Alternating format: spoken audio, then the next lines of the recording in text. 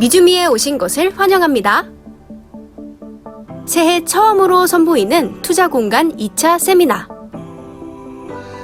한 번의 강의가 평생의 자산으로. 어디서도 듣지 못한 인사이트를 미주미와 함께하세요. 자세한 사항은 미국 주식에 미치다 유튜브에서 신청하세요. 2022년 1월 15일 오전 10시. 함께하고 계십니다. 저희는 6시 30분부터 여러분과 라이브로 함께하고 있고요. 편집본은 잠시 후에 미국 주식에 미치다 유튜브 채널에서 확인해 보실 수 있습니다. 네. 자, 이번에는 캐나다로 연결해 보죠. 미국 주식에 미치다 이항영 교수 나와 계십니다. 교수님 어서 오세요. 네, 안녕하세요. 이항영입니다. 반갑습니다. 교수님 너무 뵙고 네. 싶었습니다. 너무 오랜만입니다. 네. 네. 그 사이에 뭔가 더 얼굴이 편안해 보이시는 건 그냥 제 생각일 뿐이겠죠? 네, 그런 것 같고요. 예. 날씨가 모처럼 여기에 계속 눈과 비가 많이 오더니 오늘 모처럼 월요일이라서 그런지 한국 시간이요. 오늘 날씨가 좀 쾌청합니다.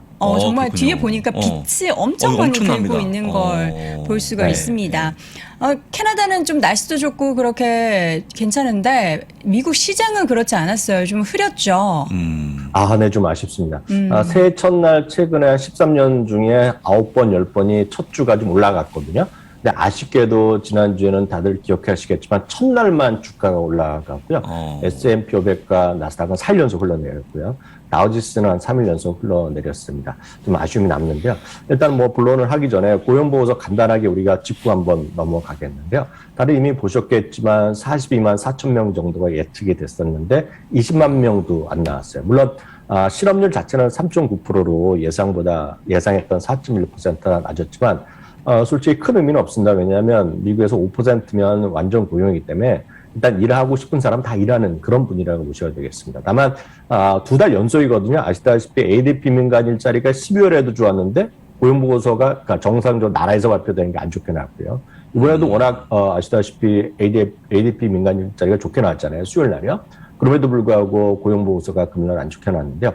여러 가지 주장이 있고 해석이 있지만 상당 부분의 일부 주장에서는 소위 플랫폼 일자리라고 많이 얘기하지 않습니까? 배달하는 분들이나 여러 가지 그런 분들의 자영업적으로 하는 분들이요. 그러니까 정상적으로 어떤 고용된 상태가 아니라 자영업으로 우리나라랑 분류되는 쪽이 많은데요. 그런 분들이 일을 많이 한다는 겁니다. 그래서 일부 그런 주장에 따라가면 실제로 12월과 11월에 전체적으로 일하는 사람은 140만 명이 늘어났다는 그런 주장도 있거든요. 물론 이거는 소수의 주장이고 지금 여러 가지 이슈가 있겠지만 여하튼 이렇게 나쁘지 않은데도 불구하고 그런 수치가 나왔다라고 보셔야 되겠고요. 구체적으로 보면 흔히 해서 레저 및 접객 업소죠. 우리 먹고 마시고 호텔, 모텔, 테마파크, 카지노 등에서 5만 3천 명의 일자리가 늘어났지만 연간으로 보면 전체적으로 아직까지도 부족한 거거든요. 그러니까 그만큼 아직까지 모든 가장 큰 일자리 이쪽에서 좀 복구가 돼야 되는데 아직은 복구 안 됐다고 보셔야 되겠습니다. 다만 제가 이번에 현지에 와서 아마 이남우 교수 그런 얘기를 하셨겠지만 실제로 많은 곳에 아주 정말 극히 일부 정말 핫한 그런 장소 빼놓고는 대부분이 많이 카페나 어떤 레스토랑에서 직접 들어와서 먹는 사람보다는 픽업하거나 테이크아웃하거나 주문해서 먹고 집에 갖고 와서 먹는 분 아니면 사무실 가서 먹는 분이 많기 때문에 과거와 같이 이렇게 일자리가 엄청 그런 쪽에서 늘어나진 않을 것 같다라는 생각 저도 좀 하고 있다라고 말씀드릴 수 있겠습니다. 네. 그럼 교수님, 이게 과거에는 신규 일자리가 못 나오면 금리 인상에 대한 지연에 대한 기대감이 커지면서 장이 올랐는데 이번에 이렇게 부진하지만 테이퍼링이나 금리 인상이 지연되거나 그런 일은 없겠죠? 그냥 예정대로 하겠죠? 저도 부사님 말씀에 동의하는데요. 예. 과거 같은 그런 고용 시장이 아니라는 거죠. 왜냐하면 그걸 뭐로 알 수 있냐면 이런 것을 다 아는 연준에서 거침없이 지금 조금씩 더 호기심 조금 더 좀 매파적 분위기로 가고 있지 않습니까? 이런 걸 다 아는 분들의 입장이기 때문에 그런 과거의 잣대, 과거의 어떤 노동 환경, 과거의 어떤 근무 환경, 과거에 같은 어떤 소위 고용과 피고용의 관계에서 많이 좀 바뀌어 나가는 것을 많은 분들이 피부로 실감하시는 것 같아요. 저도 이제 여기 현지에 와서 제가 아는 분들, 교포분들 만나고 이렇게 몇 분 만나보면 세상이 다 정상적으로 다 돌아간다는데 깜짝 놀라고 있거든요. 정상적으로 돌아간다는 건 뭐냐면 물론 여러 가지 어려움도 있고 다 있겠지만 지금 과거같이 사무실 다 모여서 일하거나 식당에 가서 파티하거나 이런 것들이 아니겠고요. 그래서 연말에 어떻게 모임을 가졌냐 만나보면 우리나라도 뉴스에서 가끔 봤지만 예를 들어 동창회를 하더라도 줌을 통해서 동창하고 각자 집에서 뭐 재밌게 놀고 심지어는 거기서 노래도 같이 부르고 이런 여러 것들이 하기 때문에 뭐라 어떻게 표현할지 모르겠지만 세상의 삶의 방식이 많이 바뀌는 그런 저희가 가운데 와 있다라고 저는 이해를 하고 있습니다. 지금 사실 지난 작년부터 저희가 뭐 그런 얘기 많이 했었잖아요. 12월 산타랠리가 있으면 뭐 산타랠리에서 몇 % 오르면 보통 평균적으로 1월 휴가에 몇 % 오른다 뭐 이런 얘기 많이 통계죠, 했었는데 통계. 예. 지금 보면 최근에 1월 휴가는 없었던 걸로 네. 지금 나타나고 있는 거잖아요. 그럼 통계상으로 봤을 때 역사적으로 이 1월 휴가가 없었던 해의 흐름은 어땠습니까? 1월 휴가가 아직 없었다고 할 수는 없죠. 정확히 아니에요? 얘기하면. 괜찮아요? 왜냐하면 산텔레는 분명히 있었지만 네. 우리가 생각했던 만큼 많이 안 올라서 조금 아쉬운 거잖아요. 그쵸. 특히 화, 수, 목, 금 그러니까 그 우리 날짜를 보면 그래서 아쉬움이 네. 남는데 다만 첫 5일 주가가 하락한 거는 약간 충격적인 건 맞습니다. 왜냐하면 제가 통계를 하나 준비해봤는데요. 첫 5일 동안 주가가 상승했을 경우 상당히 많았던 경우였는데 연간 주가 상승 확률은 거의 10번 중 8번이 올랐고요. 상승률이 평균 13.7%입니다. 참고로 연간 평균 상승률이 10%로 생각했을 때 훨씬 더 아웃펌을 했다는 건데 첫 5일 주가 하락했을 경우에는 연간 상승 확률이 물론 통계지만요. 상승 확률이 56%훅 떨어지고 상승률도 높지 않았다는 것 자체는 약간 아쉬움이 남고 통계는 사실입니다. 다만 늘 말씀드리지만 항상 저희가 지금 조심스럽다 얘기할지 오늘 이걸 통계는 통계니까 보여드리면 너무 또 충격받을 수는 없다라고 말씀드리겠고요. 이럴 효과라는 건 아직 앞으로 3주라는 시간이 아직도 남아있잖아요. 너무 그렇게 걱정할 필요는 없다라고 저는 말씀드리고 싶습니다. 네. 다만 2022년에요. 주시장 어찌됐건 하락해서 출발한 건 팩트잖아요. 그럼 도대체 이런 하락 출발의 한 배경을 누구나 다 아시지만 다시 한번 제가 깔끔하게 말씀드리면 첫 번째는 금리가 올라가고 있다는 겁니다. 작년 1, 2, 3월 올라가다가 잠깐 오히려 흘러내렸고요. 근데 지금은 하여튼 빠른 속도 올라가고 있죠. 첫 일주일 동안 올라간 거를 보면 거의 지금 30년 만에 최대폭으로 올라갑니다. 속도 자체가. 그러니까 많이 올라간 사실이 되겠고. 두 번째는 성장률이죠. 경제 성장률이 됐건 이익 증가율이 됐건 어떤 기저 효과가 있겠지만 분명히 재작년 대비 작년보다는 올해는 작년 대비 조금 줄어드는 건 분명하죠. 바로 이런 것들이 결국은 변동성 확대에 당연한 결과를 가져오는 그런 요인이라고 보셔야 되겠고요. 구체적으로 보면 이제 많은 분들이 이미 보셨겠지만 지난 금요일 날, 목요일 날 연달아서 1.80%를 계속 도달하려고 했는데 결국 넘지 못했지만 오늘 밤이라도 넘을 찬스가 분명히 있다라고 보셔야 되겠습니다. 어떤 1.799 뭐 이렇게까지 가는 그런 모습이었고요.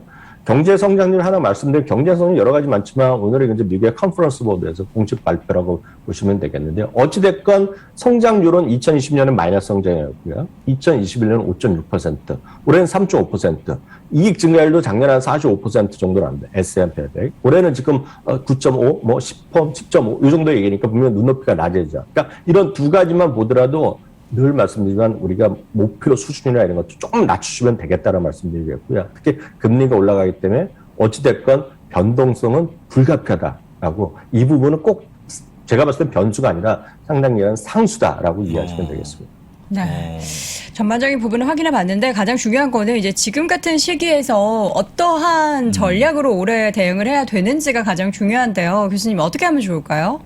저는 이 부분도 또 한 가지 교과서나 마찬가지라고 보고 있거든요. 앞서 그런 변동성이 커지는 요인은 분명히 말씀드렸습니다. 분명히 주식이란 건 항상 변동성이 있지만 앞서 말씀드렸던 두 가지 요인이 있기 때문에 과거보다 작년보다 조금 더 변동성이 커질 수 있다는 정도는 우리가 받아들이자 말씀드리겠고요. 그러면 변동성 시기에는 어떤 대응 전략, 어떤 것들이 과거에 좀 강했냐라는 걸 보실 때 보면 너무나 명확한 겁니다. 또 예를 들어서 변동성이 커지고 주가 좀 내리면 뭔가 대신해서 뭔가 하락을 대비해서 뭔가 좀 내 주머니에 들어오는 게 있어야 되거든요. 그게 제가 봤을 때는 두 가지죠. 하나는 배당을 좀 잘 주거나 배당을 주는데 예를 들어서 재작년에 많이 컷했거나 아예 안 줬거든요. 줄이거나 안 준 것들이 작년에 많이 회복했다고 그러지만 전체적으로는 3분의 2만 회복하고 3분의 1을 아직 회복을 못했습니다. 그렇기 때문에 배당을 꾸준히 작년보다 늘려주는 기업들, 과거부터 늘려주는 기업이 하나의 플러스가 되겠고요.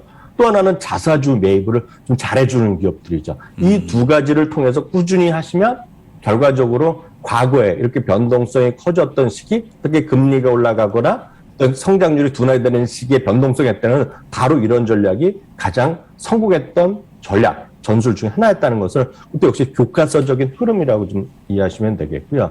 그런 관점에서 두 가지 표를 하나 준비해봤는데 사실 이건 제가 만든 게 아니라 골드만삭스에서 준비한 표인데요. 이거는 여러분들이 꼭 캡처를 떠두시면 좋을 것 같아요.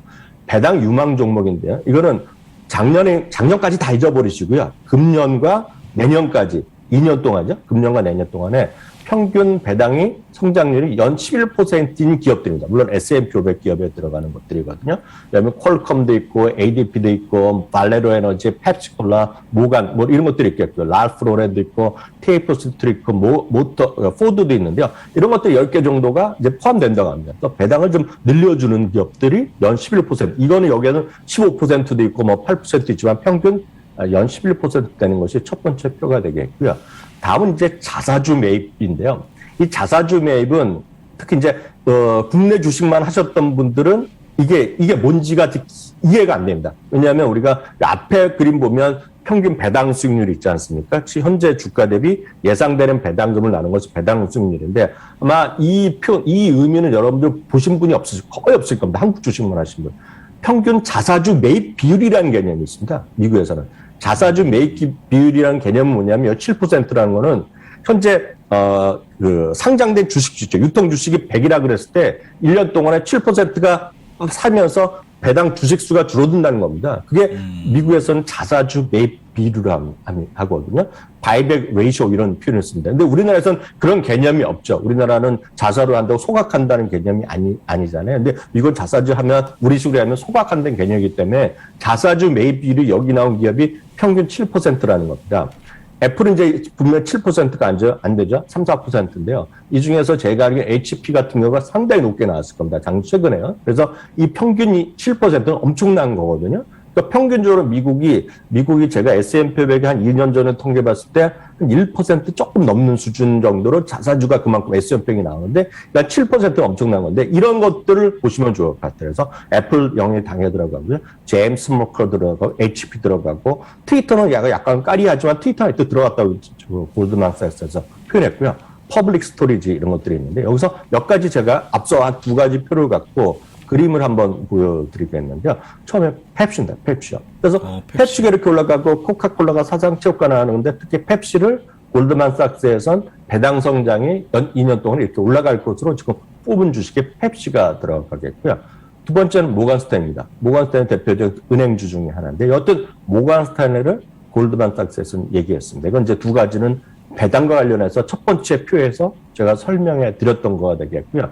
다음은 이제 자사주죠. 아시다시피 애플 같은 경우는 지금 작년까지 해서 한 7년 연속으로 연평균 3%씩 배당 자사주 매입 비율을 한 거거든요. 그러니까 엄청난 기업인데 여튼 이런 관점에서도 애플이 여기에 포함되겠고요.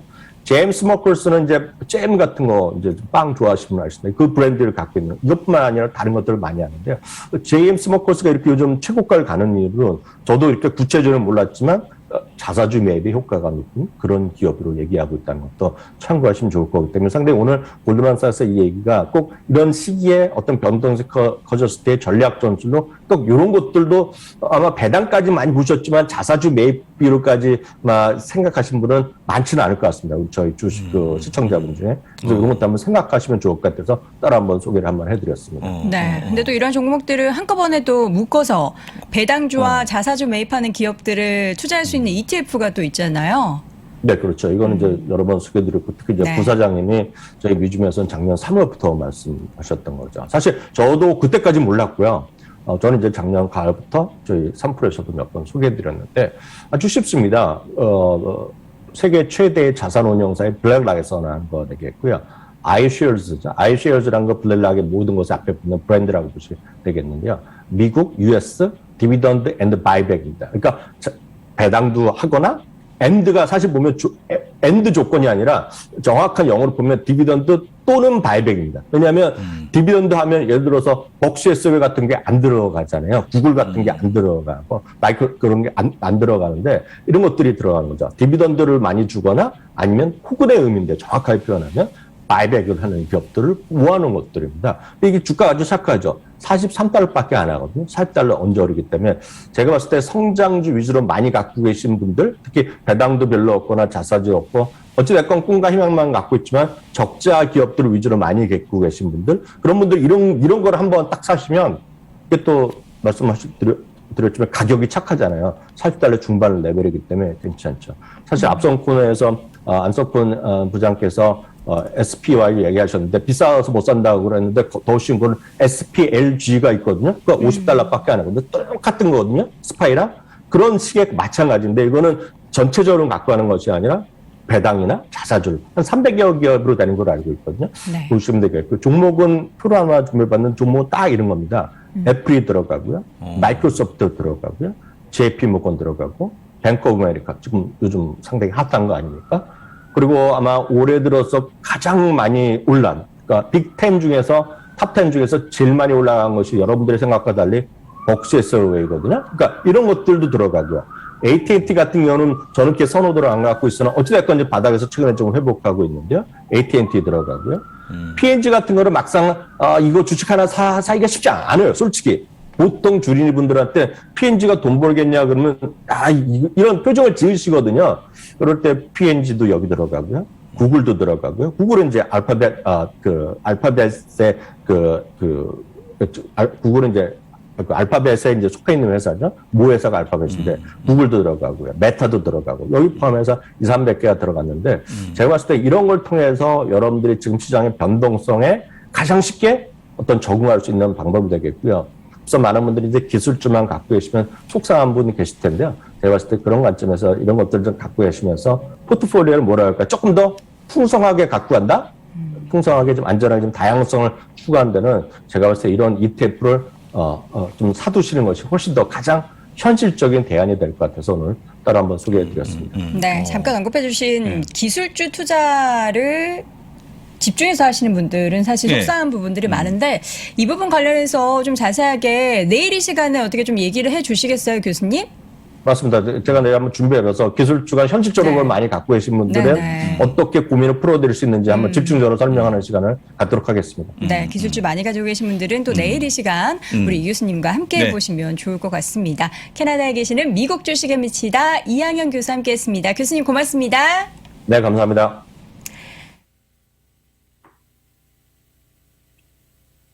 일임에도 불구하고 많은 분들이 저희 라이브 방송을 함께 해주셨는데요. 이 기세 몰아서 잠시 후 이어지는 오늘 아침 라이브도 함께 해주시기 바랍니다. 저희는 내일 오전 6시 30분에 돌아오겠습니다. 고맙습니다.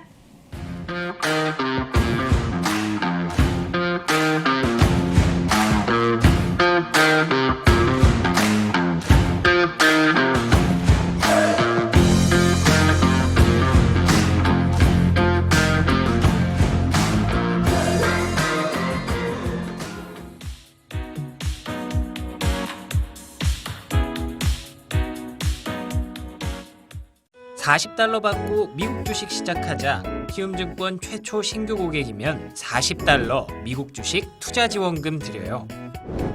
비대면 최초 신규 고객 국내 주식 100만 원 이상 거래하면 현금 4만 원도 추가로 드려요. 해외 주식은 원금 손실 발생이 가능하며 그 결과는 투자자에게 귀속되오니 유의하세요.